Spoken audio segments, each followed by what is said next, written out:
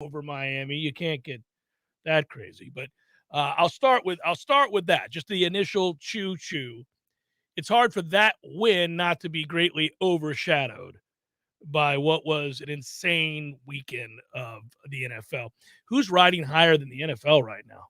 Man. And we said it's been trending in that direction for a long time.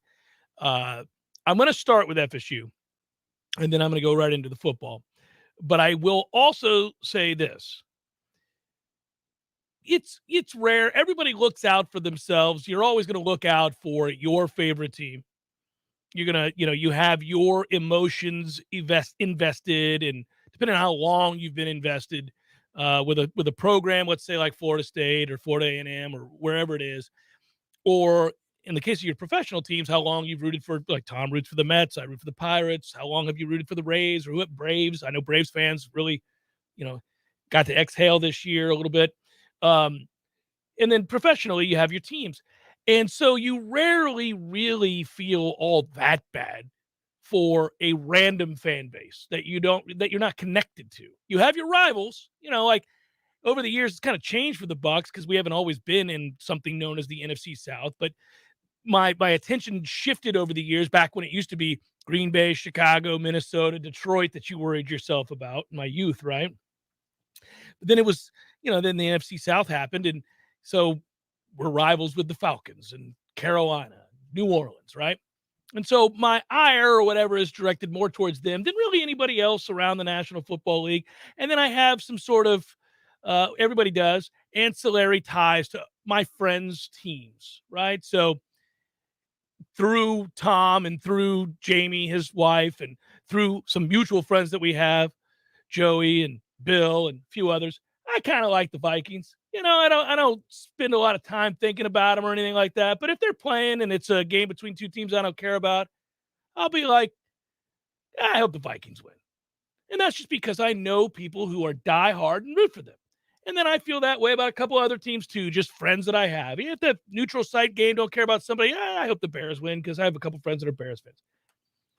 But for the most part, I've never cared anything good or bad about the Bills.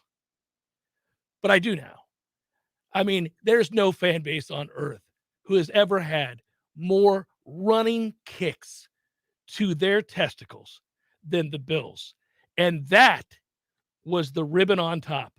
I couldn't believe what I watched. I'm in shock still at what we saw in the final 13 seconds of that game regulation. I can't believe, I know, well, what happened in overtime was predictable, but what happened at the end of regulation between both teams with the culmination of that field goal as time expired, I turned to my wife and I went, oh no, they're not going to get over this. I mean, that's not right. That's unfair. That should be illegal. What just happened there can't happen. Football gods cannot let that happen.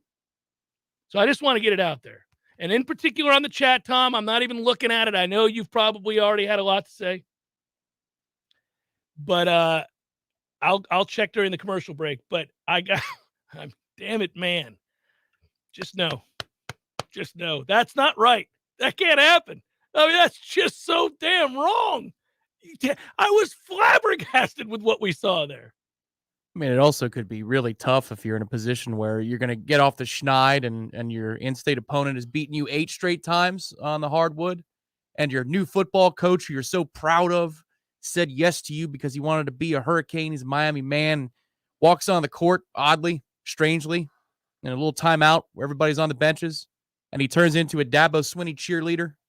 And they still come up galvanizing the crowd, and you follow it up with another 8-0 run, and this massive comeback is going to happen, and you get the ball as the clock is running out, and you have the final shot, and that shot is in the air, and it looks good. Oh, it never looked good. And it doesn't go in. It's well defended. Oh, no. These are Miami fans. They don't know what they're looking at. They don't know what they're looking at. And they think, here it is. This is the moment. Clank. Ball game. 9 straight. The Bohica's alive and well, baby. That platinum Bohica's calling you. It's in the distance. Every day Miami fans wake up. They're like, damn it, man, the platinum Bohica's hovering. I can see this fateful day when the Bohica comes home to roost. That's a toughie. Limber up. That's a toughie. Could it happen in Brooklyn? That would be the site. I want it to happen right here in Tallahassee at the TLC So Double C. we don't want to meet them in the ACC tournament because we want it to happen in this state. That's where it belongs. I want it to happen right here in our backyard, and I want to trot the Bohica out there at midcourt. Now, that could get me arrested. It could. I think it would. It would be like one of those deals. But it would be a blaze of glory. Well, yeah, and if they stick around for post-game interviews, they'd have to make sure that the cameramen are alert to stay away from the Bohica. And the man holding, what is that thing? Oh, no. No, you know what? Sir. Let's go to the high camera angle for the interview shot. We can't be on the court, guys. The background is compromised. There's a man. We did not plan that. That is so good. That is one of the great show moments. We're back. Steady understated. Yeah, welcome back, buddy. I'll ask you about Mexico later. But in the interim, what I remember of it, what I want to say is choo-choo, of course. And listen, for Florida State, it's funny. You win 9 straight against a rival. You're in first place after that game in the ACC. You were pretty much left for dead early in the season because you looked disjointed, confused, unwilling to defend. I certainly expressed those sentiments. And yet, after that win, how many people in my timeline are bitching about how the win happened? No, nay. I feel like Jack over here. I have neither the time nor inclination. No. You take that win and understand it was the third game in 5 days. Tell them to suck it, get on that plane, and let's go. That's it. A win is a win is a win. I had people, well, they did the same thing at the end of the Duke. Get what? We're going to complain about wins over Duke? With this group?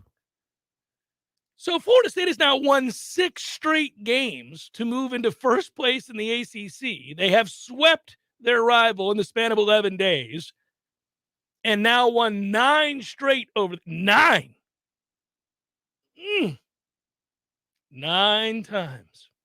So here we sit on the precipice of the Platinum Bohica, the elusive Platinum Bohica. And there were people complaining. Oh, please. So now 3-1 on the road in the ACC is Florida State, 3-1 at home. A robust 6-2, winners of 6 straight. And, hey, man, this is good stuff. After the weekend's dust settled, FSU, as I say, right there atop, have the tiebreaker with the Canes, courtesy of those wins. Plus, Miami only has 4 ACC home games remaining on their schedule, you should note, compared to 6 for us here at the TLC Double C. Duke, Notre Dame, Wake Forest, all half game back, if you will. Duke and Notre Dame at 5-2, Wake Forest at 6-3. 3 other teams a game and a half back. North Carolina 4-3, Virginia, Louisville both at 5-4, and they were all matching up at 7 p.m. at the JPJ in the ACC's first big Monday game of the season. All right, that'll do. The other 7 ACC teams losing conference records, 2.5 games behind the league standings, and that's where we sit. So the net rankings aren't good. If you're looking at Florida State, it's not good. Obviously, 58th. Duke, 12th, whom we beat. Wake Forest, 40th, who beat our ass. North Carolina, 51st. Virginia Tech, 56th. So within the they love that schedule, that Virginia Tech schedule, because they don't do anything with it. They just like that they play games. Yeah. They're 2-5 in the ACC. They got 3 games this week, too. They play North Carolina tonight. They play Miami on Wednesday, and then they play us here on Saturday. So we should we play them Saturday. Yep, a tired bunch on Saturday, hopefully. Come get your whooping. So a nice rest before returning to action for Florida State on Wednesday against Georgia Tech, who's struggling. If you want to use the clip at any point today when I reference Georgia Tech struggling. Man, that building, no matter what the situation is, it seems to be a house of horrors for us. That would be a Wednesday 9 p.m. tip where you're pissed off at 10:45 going, are you kidding me? I stayed up for this. It's what it feels like. It does. They're 1-6. They're 8-10. They're 175th in the net. We also tried very hard to lose the ACC championship game to them, and we succeeded in that endeavor. Still pissed off about that. That had no business happening. And what is this? What is this? It's not what we do. Sorry, it's a joy. Hey, we're on our chi here, man. Let's go. That's that rambling wreck energy. You gotta let that go, man. I'll save that for Wednesday. Yeah, you gotta let that go. So I guess if we harken back, we'll circle to Florida State basketball again later in the show. But I don't know it's pretty rare to get. I said going into the weekend, the divisional round's my very favorite. This is my favorite weekend of the year. And we were rewarded. We were given the gift that is usually annually the best weekend of the NFL year, that you get just enough games between elite teams that you're guaranteed at least a couple good games, typically. But this weekend, this takes the cake. You end up with a field goal. It's the last play of the game, and it's unreal to think about what we got to see. Cincinnati, Tennessee. Same, obviously, for Bucks Rams, rather improbably, as the Rams were running away from our Bucks. And then that game got flipped on its head. Bizarre circumstances and things that occurred there. The Chiefs Bills ends up living up to the billing. We talked so much all week long. I felt like we were overstating how great that game was going to be, because nothing ever lives up to the billing when it's that big. Like when you build something up for that long, it's hard for it to outshine the descriptors of the game on a Tuesday, Wednesday, Thursday, Friday. But it did. It ended up being the most bizarre ending to a football game, the most elite level of play between two quarterbacks you'll ever see. When I talk about what ends up happening in that game, and I say how bad I feel for Bills fans, I do, because they're loyal fans. And by rights, you've got the game won. There's 13 seconds left. If you don't make the dumbass decision to kick the ball out of the end zone, you do win the game. If you just squib the kick, you win the game. I hate it for them that there's that kind of a coaching blunder. And I hate it for them that the most improbable thing I've ever seen outside of a Hail Mary tipped around like 6 times.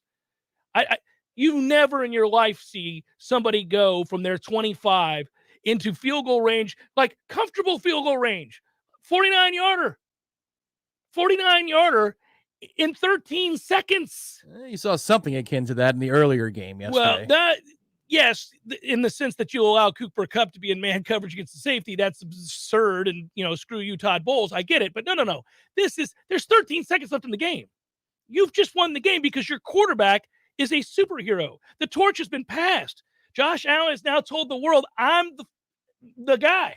I'm the guy. It's not that guy. It's this guy. I'm the guy. No screenshots, anybody. No screenshots of what just happened. And I did it on the road, not once, but twice, because my defense failed me yet again. I still had to buckle up and go back down there and throw dimes, lasers. And I did it to a receiver that prior to yesterday, nobody besides Bills fans had ever heard of. And dude scored 4 touchdowns and broke ankles. And I'm throwing lasers, and you bums give that up in 13 seconds. He ought to punch every single member of that defense and Leslie Frazier. All of them. Pat. Just steady throwing people through windows should be Josh Allen right now. They'd be powerless to stop him. He's superhuman. It was a tough weekend for Leslie Frazier and Todd Bowles, who have interviewed for a lot of head coaching positions. That's a tough resume builder or tack on to the resume after. Oh, man, we love that interview. Well, that is horrific. I don't know. What are we doing here? Guys, do we have doubts? Well, and at some point, too, though, you sometimes we try to absolve players. These are professionals.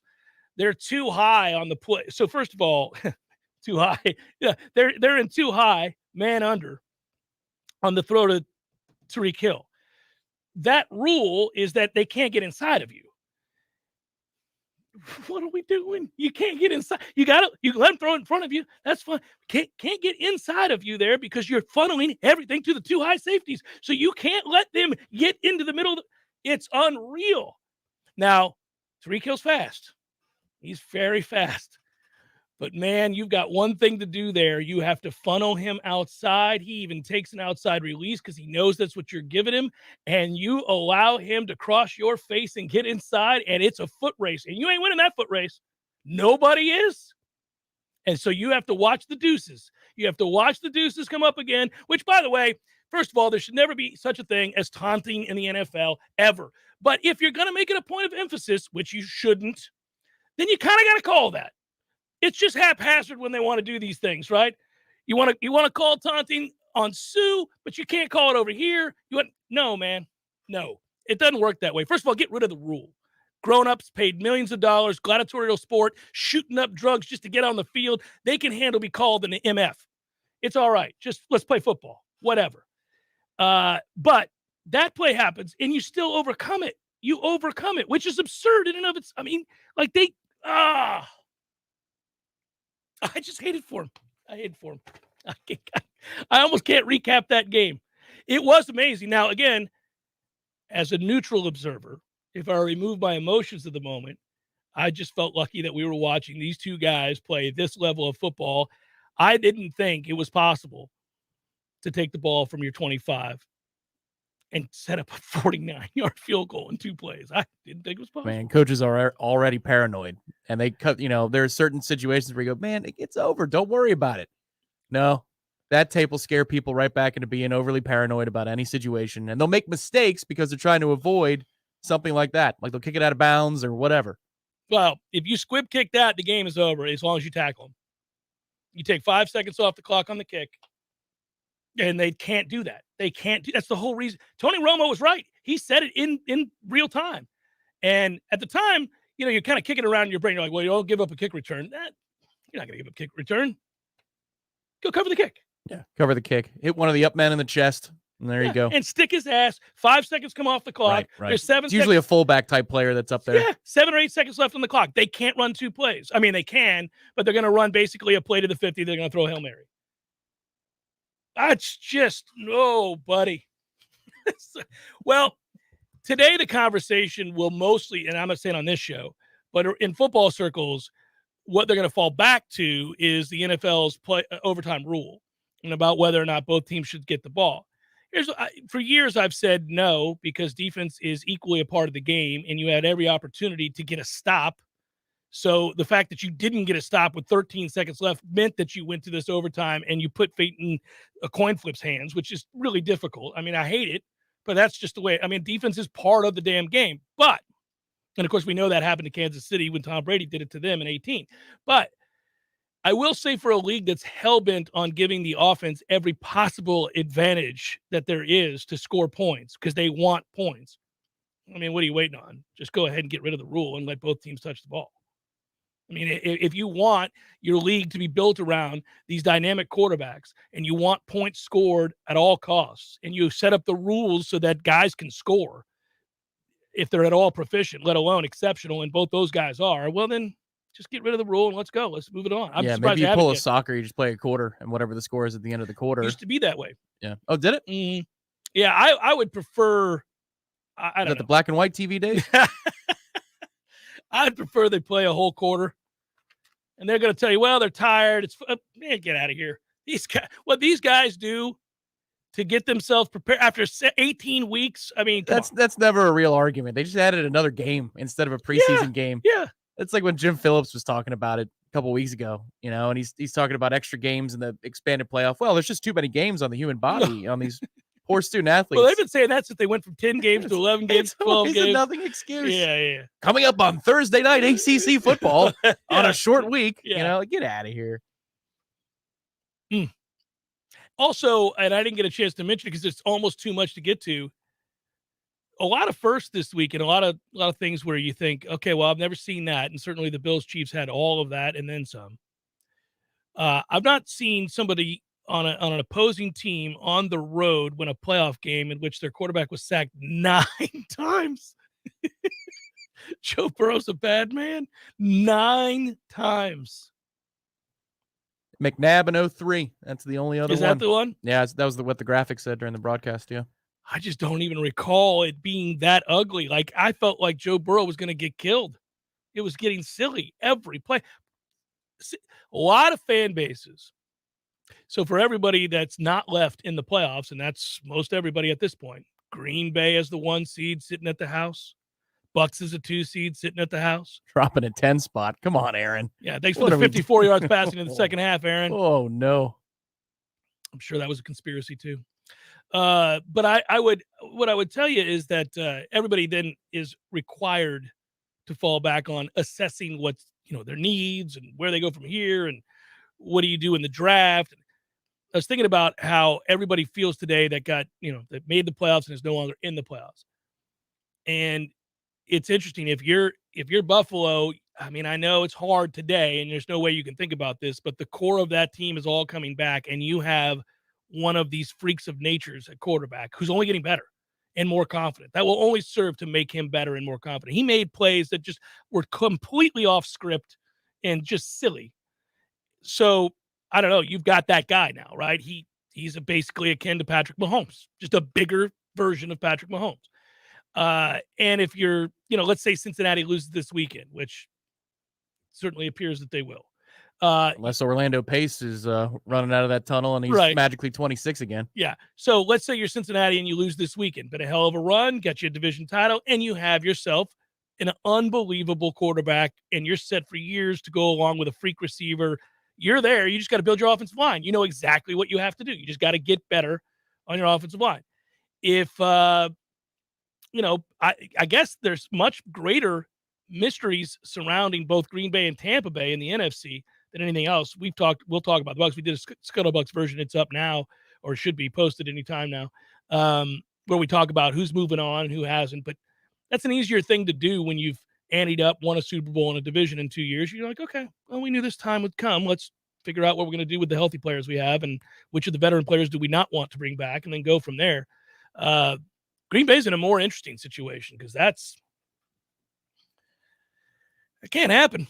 As the 1 seed at home against a beat to hell it happens injury to them every year. He's found a way, Aaron, to have a worse home record than Brett Favre did in the playoffs. Yeah.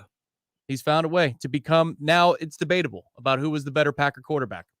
Because at some point, Aaron, you got to win. Lambeau is no longer this mysterious place. No, people go in there on the regular to win games. It happens all the time. Every year. Somebody does it every year. And how do you lose to that San Francisco? Oh, man. That's the angriest fan base today, I think. Oh, for sure. Buffalo's the most distraught. The angriest fan base today has to be Green Bay. Has to be. I think one of the answers to the question as how it is Green Bay lost is that San Francisco of the playoff teams, and really of the teams, short list of teams, let's put it that way, probably the best coach team.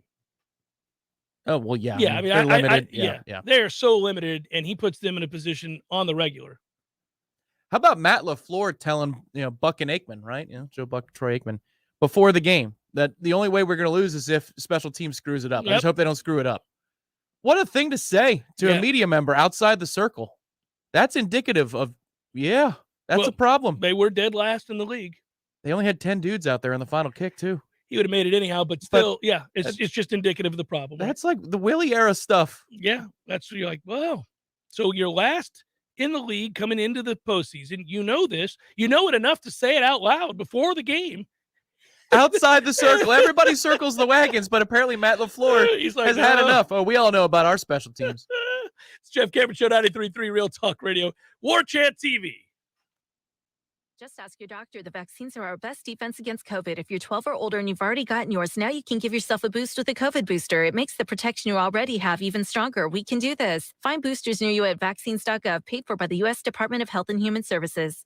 When some slithery, slimy something shows up uninvited in my home, I want it gone. Now. Not next Tuesday, not tomorrow. Today. Pretty sure I'm not sleeping knowing that thing is crawling around in my house. That's why I call Paul's Termite and Pest Control. Here in Tallahassee, Paul's guarantees same-day service if I call before 1. Ants, roaches, mice, wasps, fleas, whatever it is, Paul's responds with guaranteed same-day service. Pretty sure I've never heard that from any other pest company. Guess that's an advantage to being a locally owned and operated company like Paul's Termite and Pest Control. They're here and make things happen fast. We at Paul's know when you have some pest or rodent in your home, you want it out now. That's why in Tallahassee, we guarantee same-day service. You call us before 1, we'll be there before 5, guaranteed. That's our commitment to you. The health and protection of North Florida friends and neighbors is the reason we love our jobs. For the elimination of termites or any other pests. And a greener lawn, too. Call Paul's. We'll get them all. Learn more at callpauls.com. Our friends at ISF want to wish you a very happy new year. Listen, you want to do amazing things. You have big visions and goals for the future, and you work hard to move your agency forward while navigating the unique challenges inherent in government operations. ISF understands. They're a national management and IT consulting firm serving clients across the country. As we turn the page to another year, ISF reminds you to think big and stay focused on your goals for the future. ISF, your vision, our expertise, solving the future. Visit ISF.com to learn more. Let's be honest, we all have way too much stuff. Maybe your storage closet is full, your garage is full, or the guest bedroom is a mess. Call Southeast Portable Buildings, 580-6400, or visit them online at southeastportablebuildings.com. When you are approaching retirement, there are a lot of questions to answer. Do you have enough money to fund your income for life? How should you claim Social Security? And what's your plan for health care and long-term care? Pete Tyson and Preservation Financial Group are here to help you preserve your retirement. The team at Preservation Financial Group can help you get organized, guide you through critical retirement decisions, and create a comprehensive income plan designed around your needs. Don't leave your retirement to chance. It's crucial to understand and address relevant risk before you retire.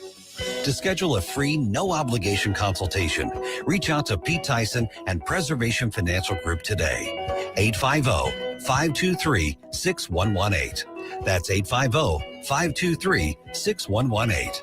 Or visit them online at preservationfinancialgroup.com. Highway 27 Grill and Barbecue just north of Havana have become your destination for the best food either side of the state line. But what if you want fresh seafood? Say no more. Kenny and the crew have got you covered with seafood so fresh, the only way you'll get it fresher if you grow a set of gills. Highway 27 Grill and Barbecue, 1 mile north of the last light in Havana. Highway 27 Grill and Barbecue, open 7 days a week. Get your fill at the grill. We all want more energy, more strength, more results. Well, welcome to Orange Theory Fitness as you take a step towards feeling more alive today. Backed by science, Orange Theory's heart rate monitored workout is scientifically designed to keep heart rates in a target zone, spiking metabolism and increasing energy. Orange Theory Fitness is a one-of-a-kind group personal training workout resulting in more energy, visible toning, and extra calorie burn for up to 36 hours. Experience a more vibrant life today with Orange Theory Fitness. To find out more, go to orangetheoryfitness.com. The Jeff Cameron Show, brought to you by Orange Theory Fitness. 2 Tallahassee locations, Midtown on Thomasville Road and Northside in the Village Common Shopping Center. Online at orangetheoryfitness.com.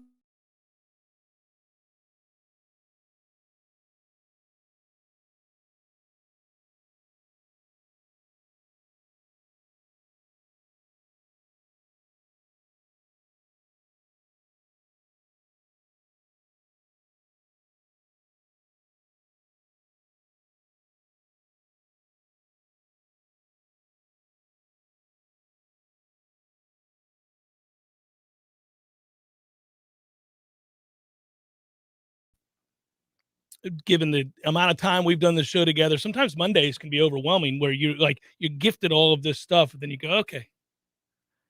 Because even within the broader scope, the bigger picture conversation, there are all these little details, all these little moments where you can kind of go back and dissect each storyline, call, play, decision. I just want to know what it was like last week to do radio with FSU basketball continuing to win and win and win, because when I left, we were on the road at Syracuse, and that was a big game because you wanted to have one in your back pocket for what was a brutal week. Like the UNF game by itself isn't difficult, but that you stick it at Thursday at noon right after Duke late night Tuesday, and then you got to go on the road to Miami. I was hoping for 2-2. How the hell did we go 4-0? It's amazing. Yeah, the time that we talked before you left, we were talking about when you get a big win that you're not expected to get, or that you were at least an underdog in, and it gives you a little bit of margin for error, gives you a little bit of a window where if you drop one for whatever reason, you're not out of it. So we thought, well, maybe after 8 games we'd be 4-4 in the ACC. That was the talking point. I didn't think they'd go on the road with tired legs and win that game against Miami. Now, I did think they'd win the Thursday game against North Florida, but I also thought it might look ugly, and it did for about a little over a half. But I figured, well, 3 games, 5 days, a really thirsty, angry, frustrated Miami team will bounce back. And to see us come out and to look as good as we did to start that game. And the descriptor I had last week was that if they were to do that, if they were to show me that, if they were to reach back and have a little something for that ass, and they did, then they would further elevate, in my mind, what they're capable of. That this is not a great league this year. And there are a couple teams, I think, more talented than Florida State. But what I wanted to see more than anything else was a group growing in confidence and finding different ways to win games, find different, not necessarily plays. It's not about that. I mean, we run what we run and we defend how we defend, but different players stepping up in various roles and elevating their game because confidence came with the win. Confidence has come with wins in succession, plural. And when that happens, guys are able to kind of reach their potential as they're learning. And there was no question that whether it's Caleb Mills, Matthew Cleveland, whoever you want to look at, Butler, there was no question regarding their talent and their upside. There was just question about whether or not they could consistently put together, when required in different games, home or away, the kind of performances it would be that would be needed to get big wins, to get big road wins, to get wins, period, against teams that maybe have more talent than you. And the answer to that in this stretch of winning 6 straight is a resounding hell yes, they can. In fact, go back, let's look at this. Caleb Mills is finding that consistency that had really left him or not been in place to start his FSU career. You know, we saw that his freshman year was phenomenal at Houston, and everybody thought, oh, well, he'll just come in here and light up. Pretty inconsistent early on. But now what we're seeing from this guy is the ability through stretches in a game to take over. 16 points, 8 in each half in this game, 7 of 9 from the field, 2 of 2 from the free throw line, 3 boards, an assist, a steal, 2 block shots. And I know he turned it over. I mean, too many turnovers from him in this game. We all did in the second half. Yeah. But I want to say this. The scenario that is remarkable, the sequence that takes place that had to have been the most gut-wrenching thing to watch as a Miami fan is the one that takes place with 3 minutes and 47 seconds left, because Florida State's reeling. Miami is about to win this game. They're going to win this game. But you get 4 offensive rebounds in this stretch to keep it alive and to run the clock. It's crazy. 3 consecutive shots. Each time we get an offensive rebound, maintain possession. Well, we get 4 shots, not 4 rebounds. It's silly. And then you get Mills in that moment deciding after they've run off, what was the game clock? Yeah, a little over a minute and 7 seconds. So you've run a minute and 7 seconds off the clock. You totally stymied momentum. Miami's frustrated. They're playing great defense. You get those rebounds, and then Mills goes, here's a little something. I'm going to get to the rim right here. And he crosses your boy, gets in the lane, and because he can finish with both hands, it changes everything. And it's just an effortless glide to the rim with the left hand. That changed everything. And admittedly, they still got back with a chance to win the game. But if that sequence doesn't happen, 61-52 with 2:40 to play is what that became, I think we lose the game. That was everything. Yeah, probably so. I had to watch that on replay. It was the one area on my Southwest flight as it was descending that the satellite feed went out. And I'm basically wondering when we get the signal back, are we losing now? Are we losing? And then I see we extended back out. So I had to go back and watch those possessions. And the offensive boards were the thing that keyed, obviously, the win earlier in the week against Duke, where that was just absurd how many more field goal attempts we got at the rim. I don't think that's going to happen a second time we play them at Cameron Indoor. But you know what? I didn't think we beat Miami the second time we played them. So I don't know. This group fights. They just fight their butt off. And it's so much fun to watch. Even as they were leaking oil left and right, they found big shots. You're talking about the Mills one, Raekwon Evans with a big basket, driving right, using the window. Okay, when we need a bucket, I now believe in him in a way that I didn't 2 weeks ago. The shot from Mills in overtime against Duke last week, the 3-pointer early in the shot clock. Rhythm. He just catches turns and it straight up gets you some. That may be a moment that we look back on and say for his career that, okay, is this now the thing that frees his mind to not be – sometimes he looks like he's concerned about either handling the ball too much, taking too many shots. Like he's thinking and not playing. Perhaps he's going that freed him up a little bit more, but we'll see. Just a lot of guys, and Butler making some big shots too. You're starting to have some answers about, all right, who's going to get us out of a dry spell? I felt hopeless a couple of weeks ago. I don't think anybody's going to get us out of a dry spell. I think we have some answers developing now.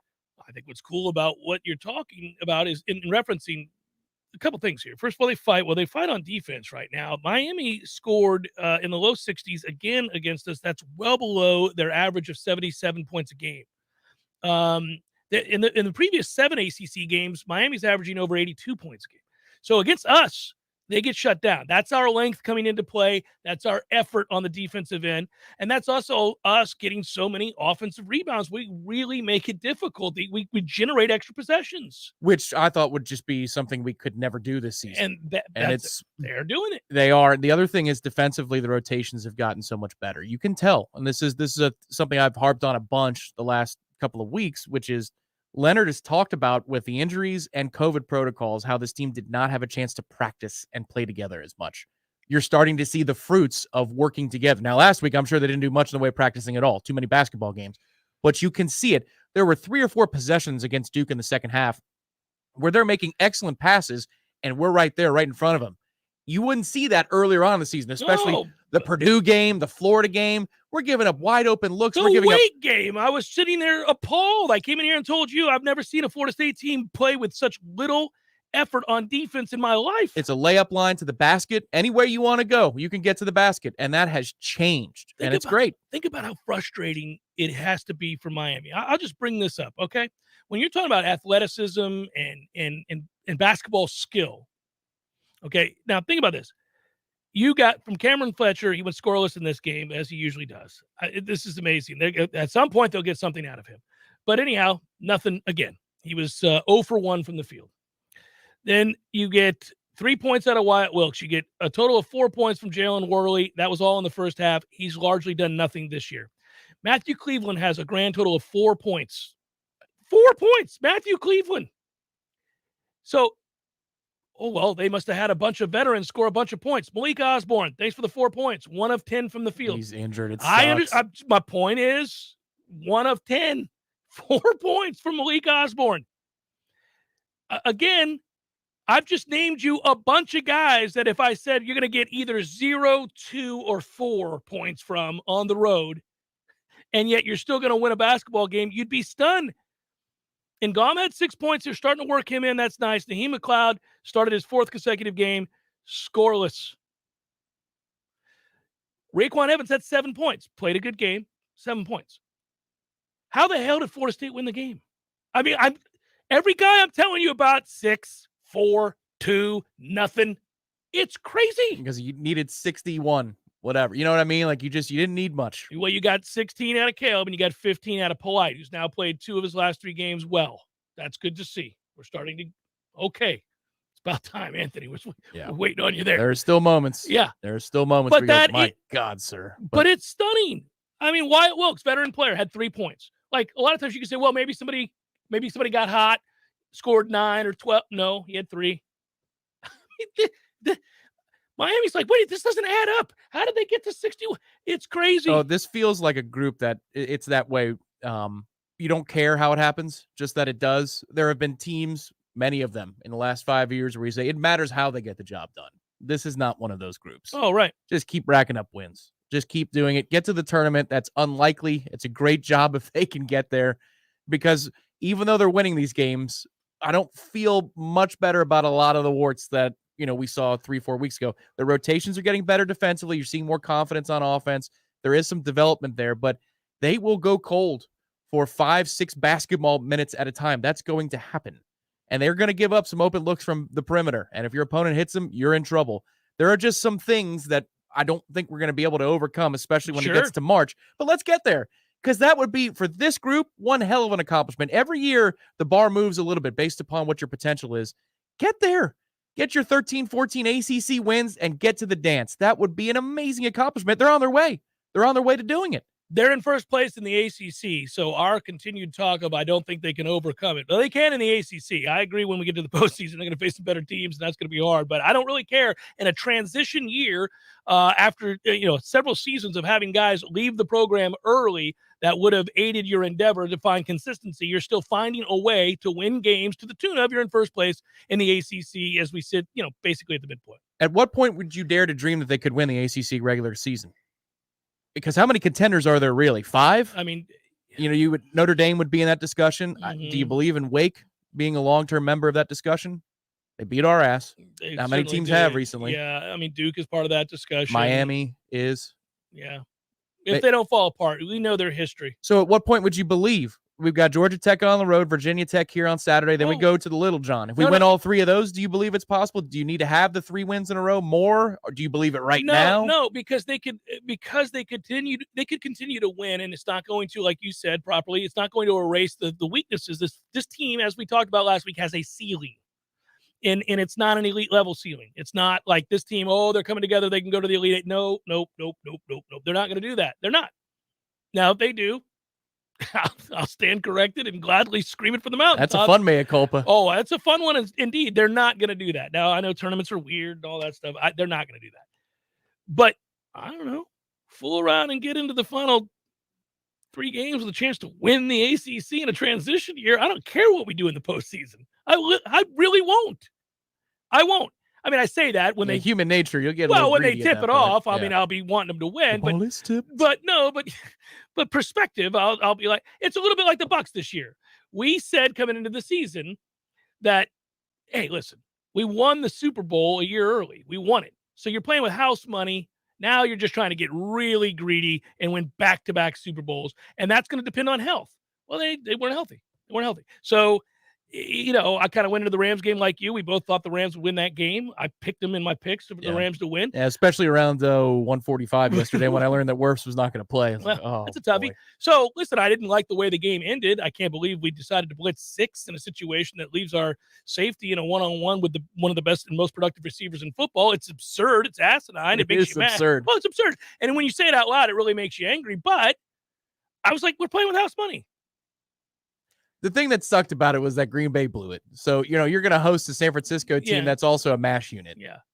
I mean, you would have needed a better coach MASH unit. That would have been a closer game than we would have liked, probably. Like a Word document that's 4 pages long of injuries that you got to go through throughout the week. You're like, I could just sneak into the Super Bowl. Maybe Wirfs is healthy by the Super Bowl. I don't know, but I thought it was kind of funny. And by the way, the Bucs aren't beating either the Bills, or I know we did in the regular season. The Bucs aren't beating this version of the Bills or Chiefs. If we played them, we're not. So, okay, just we'll bow out. That's all right. I don't think they're both healthy. That looks different. Yeah. Some people I've seen on the chat, there's some angry comments, of course, but folks saying that might have been the Super Bowl last night. And, in this moment, I agree. Feels that way. In this moment. It feels that way. Yeah. It's hard not to be a prisoner of the moment today. Jeff Cameron Show, 93.3 Real Talk Radio, Warchant TV. Your local news now. The Jackson County Sheriff's Office announced Friday the implementation of a new technology for those individuals who cannot make a voice call to 911 in an emergency. Just like dialing 911, individuals can now text 911 for emergency service. Text to 911 is appropriate for those who are deaf or hard of hearing, unable to speak due to a medical condition, or for individuals in emergency situations that would put the caller in danger if making a voice call, like an abduction, domestic violence, or an active shooter. The Sheriff's Office notes testing for text to 911 was completed in Jackson County and is currently available with plans from AT&T and Verizon Wireless, with other carriers following later this year. The state of Florida awarded millions of dollars to support commercial driver license training, workforce, and education programs. The programs will help Floridians earn high-wage jobs and support the supply chain that needs workers. The $2.3 million award will help students across the state access workforce education. This is Rachel Lene with your Real Talk 93.3 Local News Update, brought to you by Macklemore Systems, Tallahassee's go-to Mac store. Check them out online at MacklemoreSystems.com. This is meteorologist Paul Trombley with your Real Talk 93.3 weather update. A blend of clouds and sun this afternoon with a high of 59. Southwesterly winds around 5 miles per hour. Chance for scattered showers tonight. Lows level off around 43. Overcast skies. Cloudy skies expected tomorrow. Scattered rain showers likely. High of 52. Upper 50s Wednesday and Thursday. This report is brought to you by the Lawn Johns. For all your landscaping and lawn care needs, visit thelawnjohns.com. Right now, 58. Where is the best place to find Michelin, Firestone, Dunlop, Goodyear, and Bridgestone tires? Nice Tire and Auto Service. Where's the best full-service auto center? Nice Tire and Auto Service. They do everything from computerized alignments to brakes, tune-ups, and safety inspections. Where can you get complete auto service you can trust? That's easy. Nice Tire and Auto Service, 4792 Bluntstown Highway, just west of Capitol Circle. If you weren't the owner of Gordo's and all those wonderful restaurants, Eddie, what would you be doing? You know, I think I'd want to be I don't know what I'd want to be, a boat captain or a cowboy. You know how to use a lasso? No. You'd have to do that if you were a cowboy. Yeah, but I've never even been on a horse. It's not my place to be on a horse. I agree. And the horse thanks you. Gordo's, bringing the flavor and flair of Cuban food to Tallahassee since 1996. It's Congressman Michael Waltz on the Greg Tish Show. Good morning, Congressman. How are you doing? Hey, doing well. Again, just what you have to go through day in and day out. I don't know how you have hair left, or like Matty Rowe, just completely bald. Hey, sorry. And the irony of it all, the progressives are the tail wagging the dog. This whole bipartisan White House is a joke. We're just watching them, eat their own. The Greg Tish Show, Monday through Friday, 6 to 9 a.m., only on Real Talk 93.3. The Jeff Cameron Show is a production of the Warchant.com Multimedia Network. Check out Warchant.com today for the latest news inside Florida State athletics. That's Warchant.com. Now, back to Jeff on Real Talk 93.3.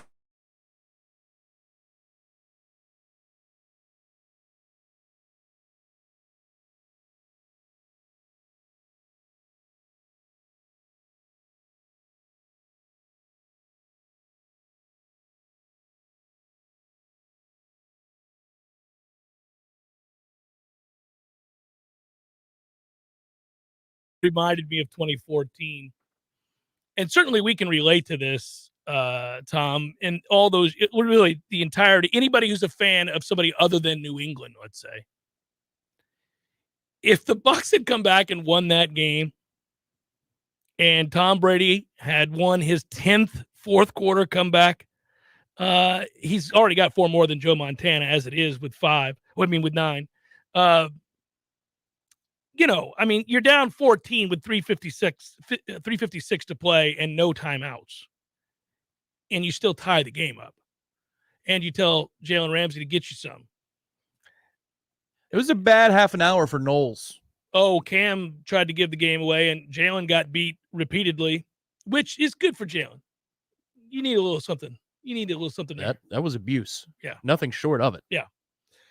I actually, in a weird way, obviously I was elated in the moment, but I kind of felt bad for Cam Akers because, the first fumble down there on the goal line, he's landing on his head. That's a toughie. And then the second one is Ndamukong Suh, maybe the strongest man to ever play football, and his entire paw gets right on the ball, and he's a good football player. He's not having it. There's a whole lot of, I'm going to take the ball. I'm sorry, I know Cam's strong. Ain't Ndamukong Suh strong. That was, yeah. I'm going to pull the ball out. I think we can agree. You and I, not speaking for any other Noles. But, if Ramsey gets abused, no problem. If happens. Cam Akers fumbles, I do feel bad for him. I do.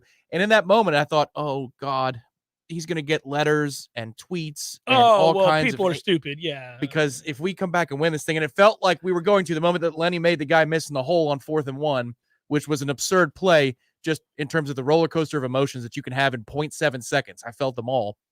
But in that moment, it feels like, oh, this is going overtime, and it's not going LA's way. We're going to win this football game. For Cam's sake, even though I'm a Buck, and the way it turned out it did, at least for Cam, today is not a very dark day, thankfully. Well, and his potential and upside is so big. I would like to think that you can't assume people are going to be reasonable, but, Cam's a really good player. He's better running back than anybody they have, and he's come back and given him a shot in the life. By the way, on the prize picks, I had Cam Akers under 48.5 yards rushing. He finished with 49. Wow. Okay. All right. That one hurts. That's a toughie. Because I was going to cash in a 3. Well, if you put all in, that's a 5 times multiplier. Yes, it is. Yeah. Half yard. I think they need to go back and look at the stats a little closer. We need to reassess. I'm not so sure you got to 49. I got hurt because earlier this year I made a lot of Prize Picks dollars on ACC football. Yeah. Because you can just tell. You watch these teams, you're like, there's no way that somebody's paying attention to ACC football more than we do, especially if you're coming out Correct. with a And why would piece. they? And why would that's fine. And why would they? Good. Right, Don't. Good. Yeah. So You'd be wise not I to. racked up a nice bank account, and I took a shot for $250 on a 5-time multiplier, and a half yard did cost me. I forget if it was Burrow or Josh Allen, but it was a half yard. Well, and it cost me 4 figures and healthy 4 figures. Unfortunately, they're going to be. There's just no way now that they're going to undervalue Josh Allen running the football week in and week out from here on out. Because I'll tell you, I was all over. There won't be a prop for it this weekend. He's not playing. It's just a shot. Come on, man. I'm telling you, throwing people out the window. He ought to be tossing guys out of the building. Mm-hmm. Herculean. You don't get on that plane. I get on the plane. You stay here. Yeah. Find your own flight. You don't get the opportunity to sit next to me, the heavenly vessel that this is. You don't get to sit next to it. Did that one performance convert you, or did you start to change your opinion on Josh? Yeah, I started. Was it the New England game? Well, remember, he had a stretch of play where you're like, well, yeah, you were dubious of him not that long ago. Well, when you lose to Jacksonville 9-6, forgive me. But, I was kind of looking like, well, what's going on here? I don't get what's going on. And then all of a sudden, it's like the flick of the switch and health and then belief, and everything ran through him. And I went, okay, here we go. Yeah, he's a freak. Hour number 2, fourth coverage. Stay with. Your body is a masterpiece designed to heal itself from within. Learn how to maximize your health by tuning in to Phenomenal Health with me, Dr. Ryan Finn. Saturdays at 2:30. Experience true health today and call Finn Chiropractic at 386-7700. Jeff Cameron here, and mark it down. Wednesdays on my show, we're giving away which wicked sandwiches. That's right. Tune in to the Jeff Cameron Show every Wednesday for your chance at a free wicked 5 meats and 3 cheeses of deliciousness every week on the JCS. Hey, Jim. Thanks for coming. Are you kidding? I never miss one of your dinner parties. How's the new job? We're growing fast, and I stopped working weekends thanks to how much smoother everything runs on NetSuite by Oracle. Fantastic. We're still using QuickBooks. Why haven't you upgraded to NetSuite? We're making QuickBooks work, sort of. Shh, watch your language. The kids are right there. Sorry, Amy. NetSuite gives you visibility and control of your financials, inventory, HR, planning, budgeting, and more. NetSuite is everything you need to grow, all in one place. And 93% of surveyed businesses increase their visibility and control since upgrading from QuickBooks to NetSuite. Yeah, sounds like it's time for me to switch to NetSuite. Over 27,000 businesses already use NetSuite. For the new year, NetSuite has a new financing program for those ready to upgrade at netsuite.com/advantage. Head to netsuite.com/advantage for this special one-of-a-kind financing offer on the #1 financial system for growing businesses. netsuite.com/advantage. When you need a plumber quick, how long is an acceptable time to have to wait? Yeah, hey, it's the Millers again. Just calling you about our little plumbing problem. 2 hours? Hey, we were hoping you can get here soon because the water is getting really bad. Please hurry. 4 hours? I know you said you were on your way, but, honey, tell the kids to tread water. 8 hours? Don't worry about us. We're fine. At M&L Plumbing, you'll never have to wait long for quality, dependable service right when you need it. At M&L Plumbing, we listen to our customers, and our qualified technicians aim to achieve 100% customer satisfaction. So the next time you need plumbing work or repairs, think of the name M&L Plumbing, your local plumbing experts, commercial or residential. Give us a call, 850-575-9393, or visit us online at mndlplumbing.com. M&L Plumbing, for all of your plumbing needs.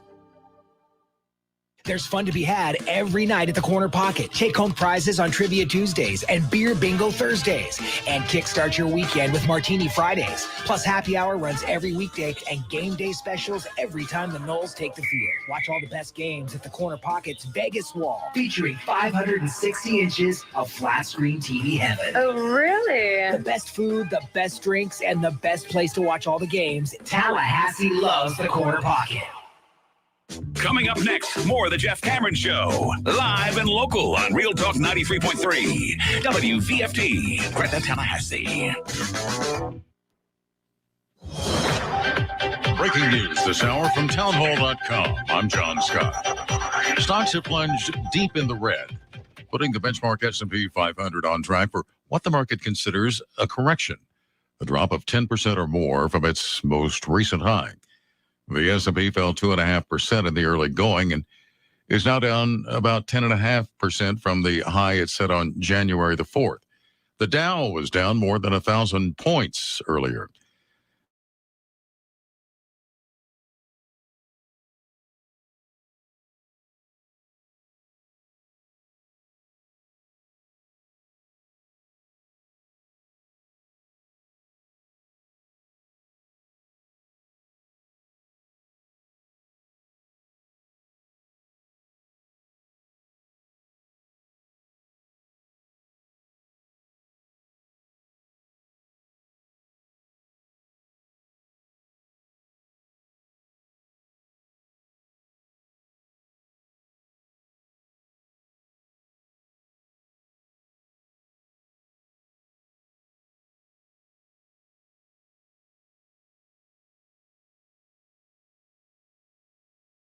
The European Commission and European Council, NATO Secretary General, and the leaders of France, Germany, Italy, Poland, and the United Kingdom. White House correspondent Greg Cluxton. Milwaukee police say 6 people found dead at a Milwaukee home had apparently been shot. The victims had injuries suspected of being caused by gunfire. The identities of the dead, 5 men and 1 woman, pending. The Supreme Court has agreed to hear a challenge of the consideration of race in college admissions, adding affirmative action now to a major caseload, which includes abortion, guns, religion, and COVID-19. More at townhall.com. So I invested in one of those fancy new exercise bikes. Without a doubt, a very special tool to help me get healthier. The problem is 3 days go by, then 4, and I've done nothing. And then it's night 5, and I'm sitting at the kitchen table, and I look down at myself, and I can't help but just laugh. Because there I am, wearing the exercise t-shirt that came with the bike, and I'm eating 2 corn dogs. And I think we'd all agree, the special tool only matters if we use it to our benefit. At United Faith Mortgage, we believe we have an advantageous tool for you. Our mortgage team is an arm of a bigger company who is a direct lender, which means our company gets to use its own money and make its own decisions. There's no middleman. And often, this allows us to get you a better rate on your refinance or new home purchase, which can save you monthly and lifelong money. We are United Faith Mortgage. United Faith Mortgage is a DBA of United Mortgage Corp. 25 Middle Park Road, Melville, New York. Licensed mortgage banker. For all licensing information, go to nmlsconsumeraccess.org. Corporate item list number 1330. Equal housing lender. Licensed in Alaska, Hawaii, Georgia, Massachusetts, North Dakota, South Dakota, or Utah.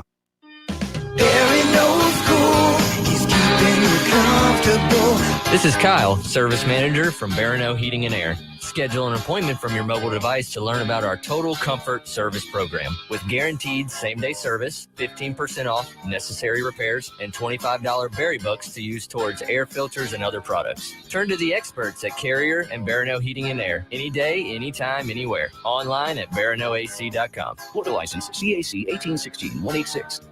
We all want more energy, more strength, more results. Well, welcome to Orange Theory Fitness as you take a step towards feeling more alive today. Backed by science, Orange Theory's heart rate monitored workout is scientifically designed to keep heart rates in a target zone, spiking metabolism and increasing energy. Orange Theory Fitness is a one-of-a-kind group personal training workout resulting in more energy, visible toning, and extra calorie burn for up to 36 hours. Experience a more vibrant life today with Orange Theory Fitness. To find out more, go to orangetheoryfitness.com.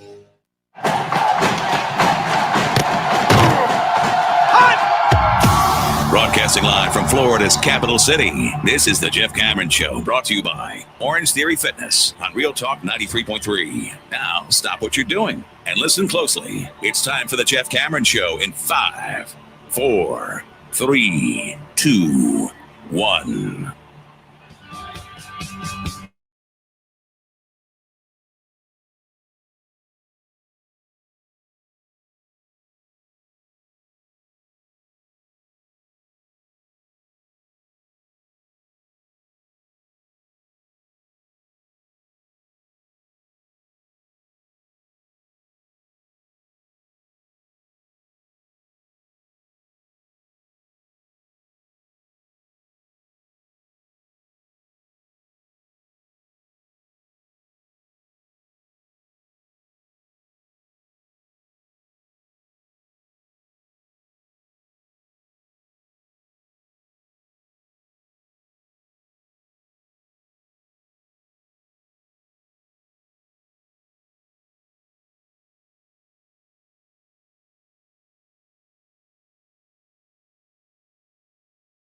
for listening to the program. What a weekend it was. We began the day by celebrating choo-choo style.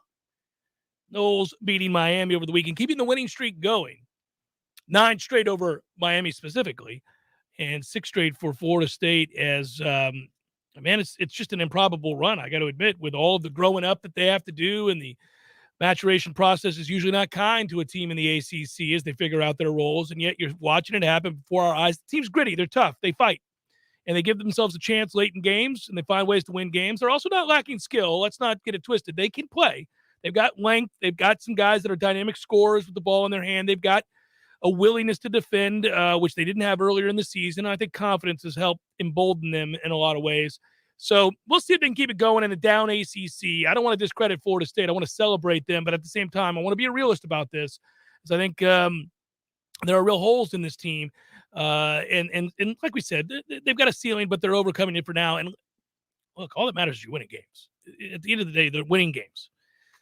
And they won again, and this time on the road against the team who had to have been desperate to get that win. I mean, I can't imagine there would be anybody more motivated than Miami after the heartbreaking loss in which they suffered here in Tallahassee at the TLC-CC.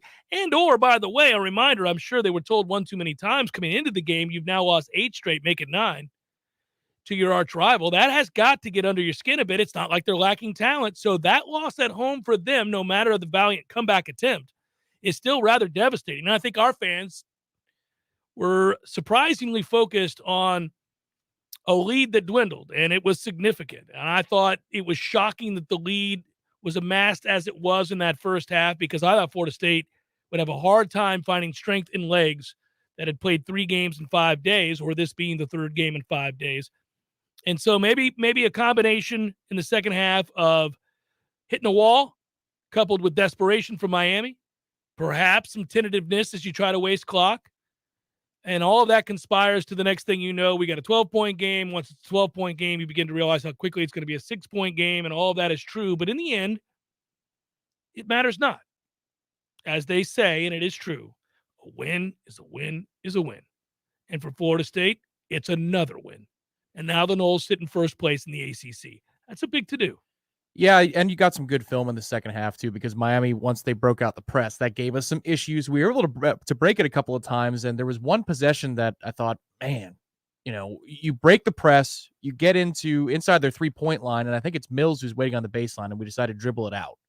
Finish the possession, take the dunk if you can get it, because it's a 2-on-1. Go to the basket. Go to the basket, take the dunk. I get what you're trying to do with the shot clock, but step on the throat a little bit and get one. But there's good film out there of our bad moments, meaning there's teachable moments for that terrible turnover fest in the second half, where we have 12, 13 turnovers in the second half on Saturday. So you get better off of that with a win. And if you were in the stands at the Watsco Center on Saturday, all you could do, I imagine, is laugh at the end, because it's been a better part of 90 minutes of that place going berserk as they whittle the lead down and down and down.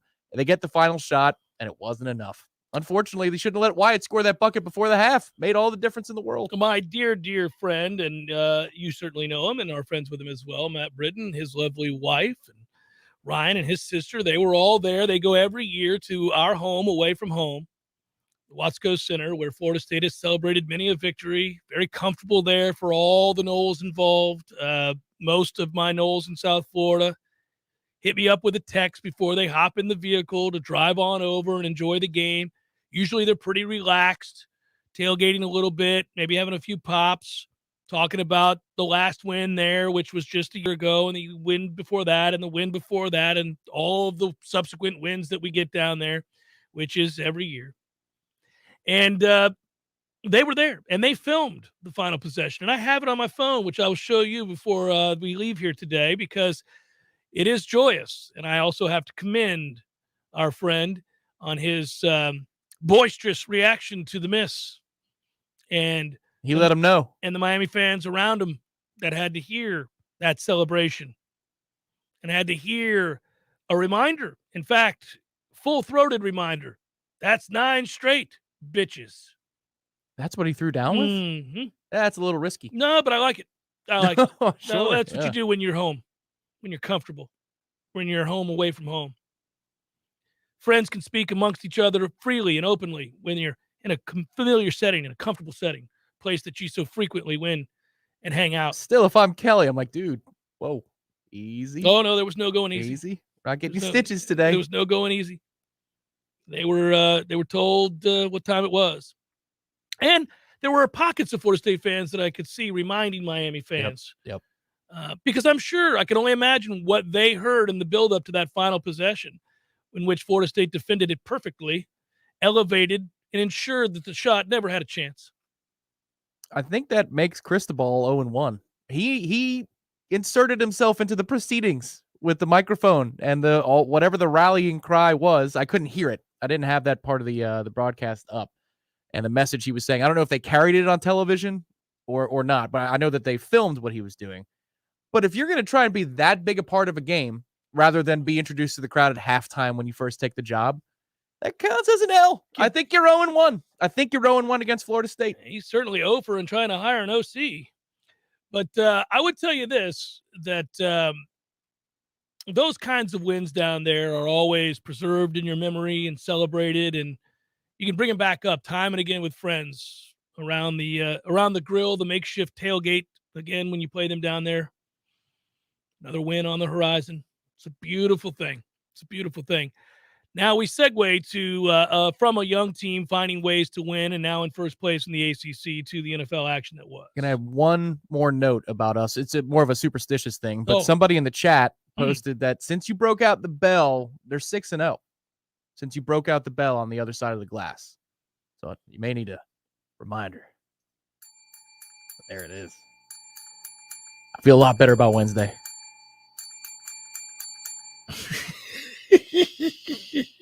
Was that 9 at the end? That was 8. Was it? Sorry. There's the 9th. There's the 9th. How much fun is that going to be? How much fun is it going to be how annoyed are we all going to be collectively together to have to hear the sound of this bell